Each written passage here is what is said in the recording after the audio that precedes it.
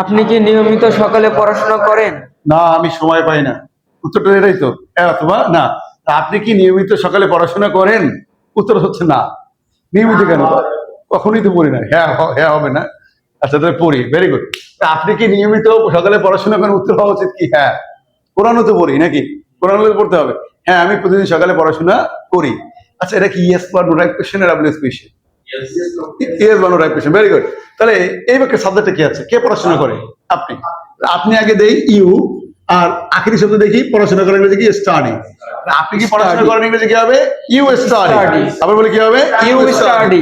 আচ্ছা, এ জায়গায় আছে কি, যেহেতু স্টাডি আছে তাহলে এ জায়গায় কি হবে? ডু। আপনি কি পড়াশোনা করেন ইংরেজি কি হবে? Do you study. আবার বলে ডু ইউ স্টাডি। সে কি পড়াশোনা করে ইংরেজি কি হবে তাহলে? Does he study. আবার বলে does he study. Mister Tasnim কি লেখাপড়া করে ইংরেজি কি হবে?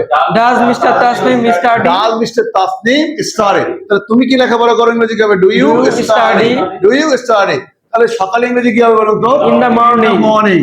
In the morning. তাহলে আপনি কি প্রতিদিন সকালে লেখাপড়া করেন? ইংলিশটা কি তাহলে বলুন তো? Do you study in the morning. আর নিয়মিত ইংরেজি এভরিডে না, রেগুলারলি। আপনি কি প্রতিদিন অথবা আপনি কি নিয়মিত সকালে পড়াশোনা করেন? ইংলিশটা কি তাহলে বলুন তো? Do you study in the morning regularly. Regularly. আচ্ছা, একটু চেঞ্জ করি। আপনি কি গতকাল সকালে লেখাপড়া করেছিলেন? ইংরেজি কি হবে বলুন তো? Did you study in the morning yesterday. Yesterday. Yesterday. আপনি কি আগামীকাল সকালে লেখাপড়া করবেন? ইংলিশটা কি হবে বলুন তো? Will you study in the morning tomorrow. Will you start in the morning tomorrow? Yes, I will start in the morning tomorrow. হ্যাঁ, আমি আগামীকাল লেখাপড়া করব।